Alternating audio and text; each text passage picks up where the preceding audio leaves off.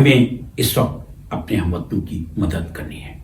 ہمیں اس وقت حکومتوں کی مدد کرنی ہے, اداروں کے ہاتھ مضبوط کرنا ہے. لوگ جو ہے وہ گندم کے جو ٹرک ہیں, آٹے کے ٹرک, وہ بھر بھر کے روانہ کر رہے ہوتے ہیں کہ کس کس علاقے میں کیسے کیسے رسد پہنچانی ہے.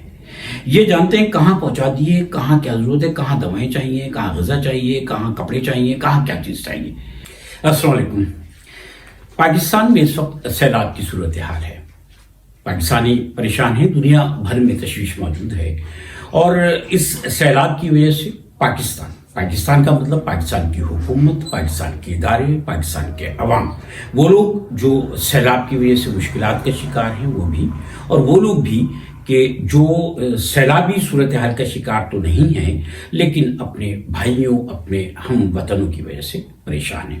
آج ہم اس ویڈیو میں آپ سے یہ درخواست کرنا چاہتے ہیں کہ اگر جو کہ آپ کا ہمارا فرض ہے اور ہمیں اپنے اس فرض کو ادا کرنا چاہیے, ہم اپنے سیلاب زدہ بھائیوں کی مدد کس طرح کریں اور صحیح راستہ کیا ہے. دوسری بات یہ کہ ابھی سیلاب کی صورتحال جاری اور ساری ہے.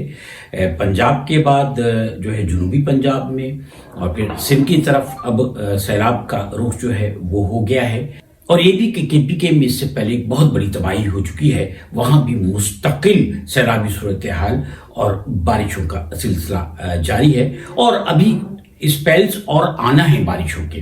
تو ہم یہاں آپ سے جو درخواست کرنا چاہتے ہیں, جو اس ویڈیو میں آپ سے گزارشات ہیں, وہ یہ ہیں کہ ایک تو صحیح طریقہ کیا ہے کہ آپ اپنا فرض ادا کرتے ہوئے اپنے سیلاب زدہ بھائیوں کی کیسے مدد کر سکتے ہیں. کیونکہ گزشتہ جو تجربات ہیں ان کی روشنی میں ہم نے یہ دیکھا ہے کہ افراتفری زیادہ ہوئی اور اصل لوگوں تک جو ہے آپ کی طرف سے بھیجی ہوئی محبتیں نہیں پہنچ سکیں. دوسری بات یہ کہ پاکستان میں جو خطرات ہیں اور ان خطرات کی جو وجوہات ہیں ان پر بھی ہم گفتگو کریں گے. درخواست آپ سے یہ ہے کہ سب سے پہلے ہمارے چینل کو سبسکرائب کر لیجئے اور اس بیل آئیکن کو آپ پریس کر دیجئے, ویڈیو کو لائک کیجئے اور شیئر کیجئے. پاکستان میں اس وقت 3 دریا ہیں, چناب, ستلج اور راوی, یہ بکھرے ہوئے ہیں. وجہ یہ ہے کہ ان دریاؤں میں بھارت کی طرف سے لاکھوں کیوسک پانی جو ہے وہ چھوڑ دیا گیا ہے. آپ اگر یہ اندازہ لگانا چاہتے ہیں کہ یہ کیوسک جو ہوتا ہے وہ کیا ہوتا ہے, تو یہ کیوسک جو ہے یہ ہوتا ہے 1 کیوبک فٹ جگہ سے گزرنے والا پانی 1 سیکنڈ میں جو گزرتا ہے اس کو ہم کہتے ہیں کیوسک. اب آپ اندازہ لگا لیجئے کہ یہ 1 کیوسک پانی جو ہے وہ ہوتا ہے 28.317 لیٹر پانی, جو 1 سیکنڈ میں کسی جگہ سے گزرتا ہے. 28.317 لیٹر پانی جو 1 سیکنڈ میں گزرتا ہے اس کو ہم 1 کیوسک کہتے ہیں. اس وقت 10 لاکھ اور 20 لاکھ کیوسک پانی والی صورتحال پیدا ہو گئی ہے. بھارت نے لاکھوں کیوسک پانی جو ہے پاکستان کے دریاؤں میں چھوڑ دیا ہے.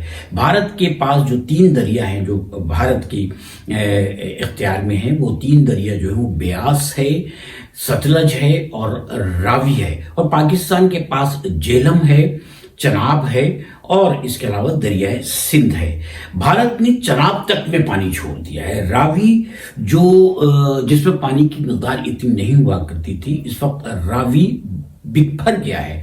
راوی کے بکھرنے کی وجہ سے اقوام متحدہ کی جو ایک رپورٹ آئی ہے اس کے مطابق لاہور اور کراچی یعنی پاکستان کی یہ 2 بڑے شہر جو ہیں, یہ عالمی رپورٹ کے مطابق سب سے زیادہ سیلابی صورتحال سے متاثر ہونے والے شہر ہیں جو کہ اس خطرے میں موجود ہیں. لاہور کے حوالے سے یہ بتایا گیا ہے کہ لاہور میں جو ہے وہ تقریباً یہ جو 163 مربع کلومیٹر کا علاقہ ہے آبادی کا, وہ دریائی پانی سے وہ کہتے ہیں کہ متاثر ہونے کا خدشہ, اور اسی طرح 129 مربع کلومیٹر کا جو علاقہ ہے وہ جو اربن فلڈ ہوتا ہے بارشوں کی وجہ سے شہر میں جو سیلاب آتا ہے اس سے متاثر ہونے کا خدشہ. اور لاہور میں آپ کو پتا ہے کہ بہت نقصان ہوا ہے. کراچی کے حوالے سے یہ خبر دی گئی کہ کراچی میں کیونکہ پرانی عمارتیں بہت موجود ہیں, بوسیدہ عمارتیں بہت موجود ہیں, لہٰذا کراچی کا جو اسٹرکچر ہے اس کو اس اربن فلڈنگ سے، یہ جو بارشوں کی وجہ سے شہری سیلابی صورتحال پیدا ہو جاتی ہے، اس سے بہت زیادہ نقصان پہنچنے کا خدشہ ہے۔ ہم ایک بات آپ کی خدمت میں عرض کریں کہ پاکستان میں صورتحال یہ ہے کہ کراچی وہ شہر ہے کہ جس میں عمارتیں کئی سو سال پرانی عمارتیں، کیونکہ کراچی جو ہے پاکستان بننے سے پہلے کی بھی بہت ساری کئی سو سال پرانی عمارتیں یہاں پر موجود ہیں۔ ان میں بہت ساری عمارتیں ایسی ہیں کہ جن میں بلڈنگز ایسی ہیں کہ جن میں لوگ بسے ہوئے ہیں، اور ان بلڈنگز میں دوبارہ کبھی رینوویشن نہیں ہوا، ان کی دوبارہ مرمت کبھی نہیں ہوئی، اور یہ بھی ایک انتظامی مسئلہ ہے کہ لوگ نہ اپنی بلڈنگ چھوڑنا چاہتے ہیں، نہ اس کی مرمت کرانا چاہتے ہیں، بلکہ وہ حکومتوں کو دوش دینے کے بعد ان بلڈنگوں میں بیٹھے رہتے ہیں۔ اور اللہ نہ کرے کہ مزید حادثات ہوں، لیکن جو گزشتہ حادثات ہوئے وہ زیادہ تر ایسی بلڈنگز میں ہوئے ہیں کہ جنہیں مخدوش قرار دے دیا گیا تھا، اور مکینوں کو نوٹسز بھی سرو کر دیے گئے تھے۔ اب صورتحال یہ ہے کہ جب بھی کبھی ہم زمین سے پانی کو نکالتے ہیں تو یاد رکھیے کہ زمین کی سطح جو ہے وہ نیچے ہونے لگتی ہے۔ ہم اس کراچی شہر میں سمندر کے کنارے بستے ہیں، اور کراچی میں بہت سارے علاقے ایسے ہیں کہ جہاں زمین کے اندر بورنگ سے پانی جو ہے یا تو نکلتا ہی نہیں، یا پھر وہ کئی سو فٹ نیچے جا کے نکلتا ہے۔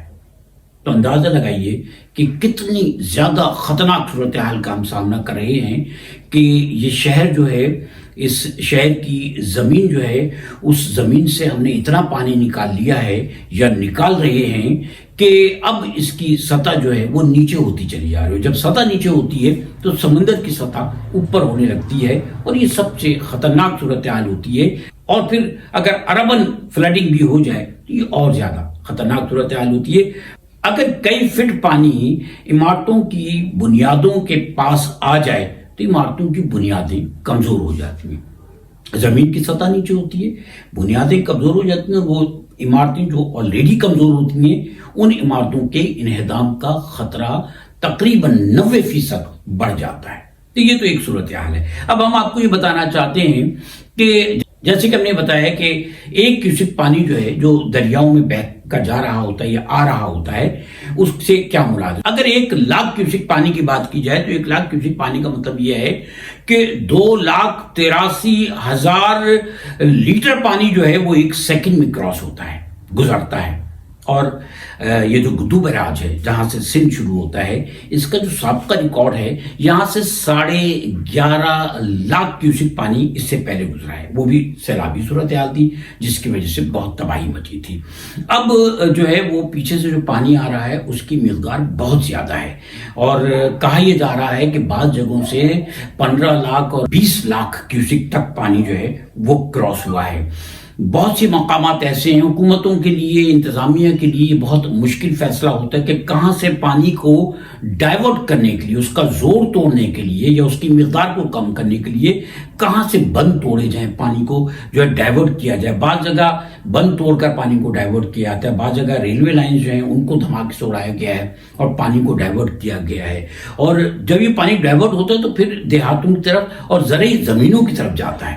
یہ بھی پاکستان میں صورتحال ہے۔ پاکستان میں کلاؤڈ بس کی وجہ سے خیبر پختونخوا میں، گلگت بلتستان میں بہت بڑی تباہی مچ چکی ہے۔ اب اگر صرف آپ پنجاب کی صورتحال دیکھیں جو کہ جس میں جنوبی پنجاب شامل نہیں ہے، تو تقریباً 20 لاکھ لوگ وہ ہیں جو براہ راست متاثر ہوئے ہیں۔ اور پھر جو گاؤں ہیں، دیہات ہیں، ان میں لوگوں کی زمینیں جن پہ فصلیں کھڑی ہوئی تھیں، لوگوں کے مویشی، لوگوں کے گھر سب کچھ چلے گئے ہیں۔ لوگ یہ کہتے ہیں کہ ہم پوری زندگی کی کمائی گنوا بیٹھے ہیں، ہمارے خواب اجڑ چکے ہیں۔ اللہ نہ کرے کہ یہ خواب اجڑیں، ہم اور آپ مل کے ان خوابوں کو دوبارہ سجائیں گے۔ میں جو عرض کرنا چاہتا ہوں وہ یہ ہے کہ پاکستان میں اس وقت بہت بڑا ڈیزاسٹر آیا ہوا ہے۔ اس کا احساس جس طرح پوری دنیا کر رہی ہے ہمیں بھی کرنا پڑے گا، کیونکہ پاکستان میں سندھ اور پنجاب مل کر گندم کی 90% ضروریات کو پورا کرتے ہیں۔ یہ جو پاکستان میں گندم کی ضرورت ہے یہ تقریباً 30 سے 31 ملین ٹن گندم کی پاکستان کو ضرورت ہوتی ہے، اور پاکستان میں جو گندم پیدا ہوتی ہے وہ 28 ملین ٹن پیدا ہوتی ہے۔ آلریڈی پاکستان میں جو ہے 2 سے 3 ملین ٹن جو ہے گندم کم پیدا ہوتی ہے، لیکن اس وقت سندھ اور پنجاب اس سیلاب کے ٹارگٹ پر ہیں اور کھڑی ہوئی فصلیں جو ہیں وہ اس وقت تباہ ہو چکی ہیں، اور پاکستان میں اس وقت زرعی اعتبار سے بھی ایک بڑا ڈیزاسٹر ہوا ہے۔ پاکستان کے وہ علاقے جن میں قصور شامل ہے، جن میں لاہور کے قریب کے علاقے کامنکی وغیرہ شامل ہے، اور بھی بہت سارے علاقے ہیں جہاں پر پاکستان کا بہترین چاول جو کہ دنیا میں ایکسپورٹ ہوتا ہے وہ پیدا ہوتا ہے، وہاں کھڑی ہوئی فصلیں تباہ ہو گئی ہیں۔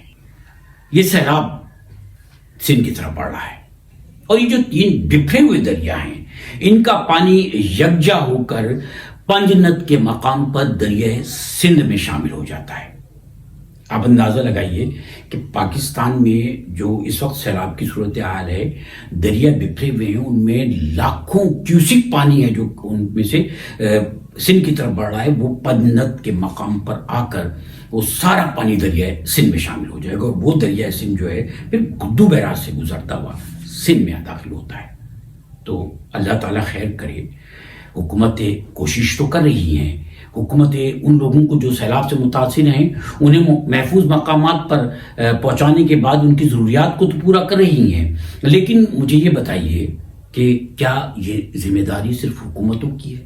کتنا بڑا ڈیزاسٹر ہے جس کی وجہ سے نہ جانے کتنا نقصان ہوا ہے۔ حکومت کا کہنا یہ ہے کہ ہم نے 20 ارب ڈالر جو ہے وہ اب تک کیش کرایا ہے، خریدا ہے اس سیلابی صورتحال سے نمٹنے کے لیے۔ پیسہ بھی چاہیے، نقصان بھی بہت بڑے پیمانے پر ہوا ہے، لوگوں کو ریلیف بھی فراہم کرنا ہے، پھر ان کی ریہیبلیٹیشن کا کام ہے، ان کی بہبود کا کام بھی کرنا ہے، اور ابھی یہ سیلاب موجود ہے، ابھی یہ تباہیاں ہو رہی ہیں۔ تو اس ساری صورتحال میں ہماری فوج، این ڈی اے میں اور دیگر ادارے، سارے حکومتیں، دیکھیں یہ نہ سیاست کا وقت ہے نہ ایک دوسرے کو کریٹیسائز کرنے کا وقت ہے، یہ وقت ہے مل کر حوصلہ افزائی کرنے کا۔ اگر ایک شخص، چاہے وہ باوردی ہے یا بے وردی ہے، کسی بھی ادارے سے کہیں سے بھی ایک شخص کسی ایک آدمی کی بھی جان بچا لیتا ہے تو ہمارا دین یہ کہتا ہے کہ جس نے کسی ایک انسان کی جان بچائی گویا اس نے پوری انسانیت کی جان بچا لی۔ تو آپ اس کی بھی قدر کریں، اس کی بھی عزت کریں۔ لہذا جو لوگ کام کر رہے ہیں ان کی حوصلہ افزائی کیجیے، یہ نہ سوچیے کہ کس کی حکومت ہے اور آپ کس کو فیور کرتے ہیں۔ سب پاکستانی ہیں، ہم سب کے لیے پہلے پاکستان ہے، اس کے بعد سیاستدان اور دوسری باتیں۔ اور ان وقتوں میں اچھا بھی نہیں لگتا کہ ہم سیاست کریں، لوگوں کو کریٹیسائز کریں۔ ہم میں سے ہر آدمی دیکھے کہ وہ اپنے وطن اور اپنے ہم وطنوں کے لیے اس ڈیزاسٹر میں، اس مشکل وقت میں کیا کردار ادا کر رہا ہے۔ لہٰذا ہم میں سے اگر کوئی شخص کوئی کردار ادا نہیں کر رہا ہے تو پھر ہمیں یہ سوچنا چاہیے کہ ہم لوگ جو ہیں وہ اس وطن یا ہم وطنوں کے لیے کوئی بات کرنے کے اہل ہی نہیں ہیں۔ ہمیں اس وقت اپنے ہم وطنوں کی مدد کرنی ہے، ہمیں اس وقت حکومتوں کی مدد کرنی ہے، اداروں کے ہاتھ مضبوط کرنا ہے۔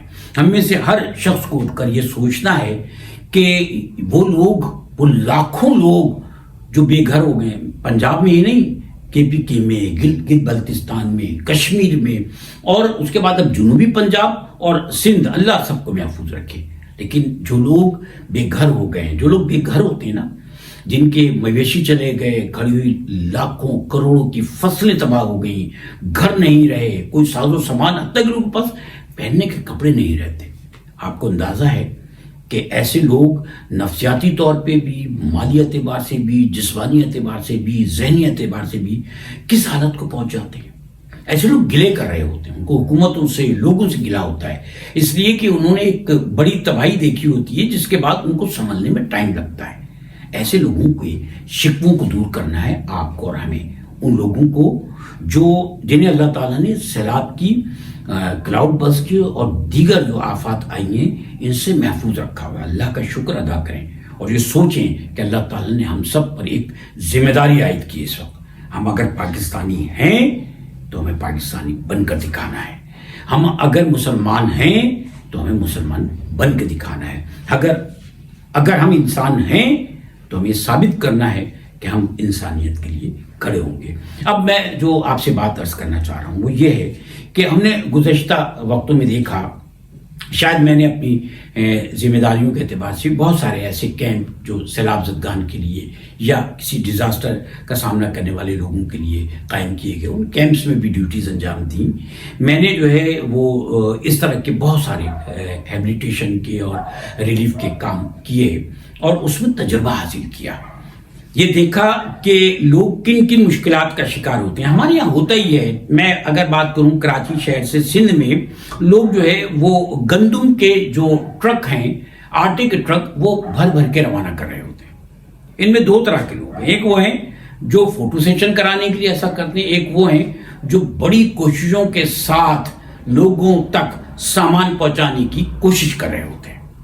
ہم میں سے ہر شخص جب انڈیویجول کام کر رہا ہوتا ہے نا، چند لوگ ملے، انہوں نے ایک ٹرک، دو ٹرک، تین ٹرک جو ہے وہ لے کے جانے کی کوشش کی، تو وہ صحیح مقامات پر نہیں پہنچ پاتے۔ یہ جو ڈپٹی کمشنر، ان کے پاس ایک پورا پلان ہوتا ہے کہ کس کس علاقے میں کیسے کیسے رسد پہنچانی ہے۔ یہ جانتے ہیں کہاں پہنچا دیے، کہاں کیا ضرورت ہے، کہاں دوائیں چاہیے، کہاں غذا چاہیے، کہاں کپڑے چاہیے، کہاں کیا چیز چاہیے، یہ جانتے ہیں۔ اور جب ان تک کوئی چیز پہنچا دی جاتی ہے تو یہ بہت آرام کے ساتھ، کیونکہ ان کے پاس ذرائع ہوتے ہیں ان مقامات تک پہنچنے کے لیے جہاں ایک عام آدمی نہیں پہنچ پاتا، بعض جگہ کشتیوں کے ذریعے، بعض جگہ ہیلی کاپٹرز کے ذریعے، بعض جگہ گاڑیوں کے ذریعے سامان پہنچایا جاتا ہے۔ بہت دور دراز علاقے ہیں۔ مجھے یاد ہے کہ جب مورو کنڈیارو سائڈ پہ سڑکیں بند تھیں، سندھ میں سیلاب آیا آج سے 3 سال پہلے 2022 میں، تو یہ جو نشر فروز کے بعد دور دراز کے علاقے ہیں جیسے ڈالی وغیرہ ہے، وہاں لوگوں کی رسائی وہاں تک ممکن ہی نہیں تھی، انتظامیہ وہاں تک پہنچی، تو وہاں کے لوگوں کو گلا یہ تھا ہم تک امداد نہیں پہنچی یا کم پہنچ رہی ہے۔ تو ہم ایک اچھی نیت کے ساتھ جب کام کرنا چاہتے ہیں تو پہلے تو ہمیں یہ پتا ہونا چاہیے کیا چیز ہمیں بھیجنی ہے، ہمیں یہ پتا ہونا چاہیے کہ ہم کیسے بھیجیں گے۔ بہت سارے لوگوں کے ٹرک کراچی سے روانہ ہوتے تھے اور وہ حیدرآباد پہنچنے سے پہلے بھی لوٹ لیے جاتے تھے، کیونکہ کچھ ایسے عناصر بھی ہیں کہ جو آپ کی بھیجی ہوئی امداد کو لوٹ لیتے ہیں، اور یہ ایک عام بات تھی، آپ بھی جانتے ہیں، میں بھی جانتا ہوں، سب جانتے ہیں کہ یہ ٹرک لوٹ لیے جاتے تھے، لہٰذا اس سے آگے ہی نہیں جا پاتے تھے۔ لیکن جب آپ انتظامیہ سے رابطہ کر کے انتظامیہ کو جو مدد آپ اچھی نیت سے کرنا چاہ رہے ہیں، پہنچانا چاہ رہے ہیں، انتظامیہ کے ذریعے پہنچائیے۔ یہاں میں بہت ایک اہم پہلو ایک چھوٹی سی بات کے ذریعے آپ تک پہنچانا چاہتا ہوں، اور وہ یہ ہے کہ ہم نے دیکھا کہ ایک جگہ ریلیف کیمپ میں جو انتظامیہ کی طرف سے راشن فراہم کیا گیا تھا وہ سب کو کے پاس موجود تھا، خیمے یا کیمپ جو ہیں وہ بھی ان کو پرووائڈ کر دیے گئے تھے۔ یہ جو آگ ہے یہ خیمے کے اندر نہیں لگائی جاتی ہے، وہاں جتنے بھی فیملیز موجود تھے، ہزاروں لوگ موجود تھے، انہوں نے اپنے خیموں کے باہر 2 بلاک رکھے، ان میں جو انتظامیہ کی طرف سے لکڑیاں دی گئی تھیں وہ رکھی، اپنے پتیلیاں رکھی، ان میں پانی ڈال کے چاول ڈال کے بوائل کرنے کے لیے رکھا جیسے جو وہ پکانا چاہ رہے تھے، اور ان لکڑیوں کو آگ لگا دی۔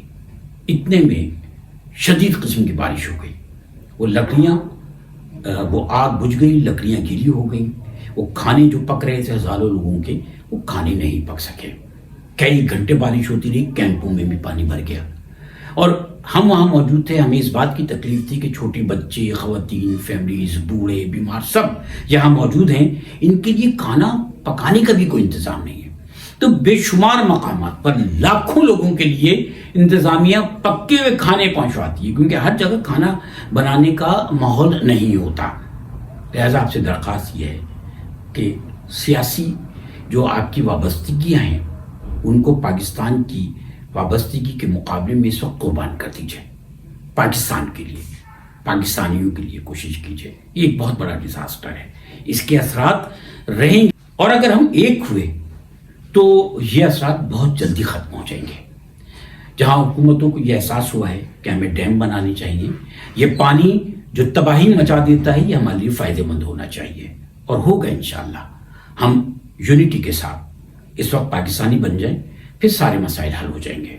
اللہ تعالیٰ ہر پاکستانی کو، اس ملک پاکستان کو اور انسانیت کے ناطے ہر انسان کو سلامت رکھے، آمین۔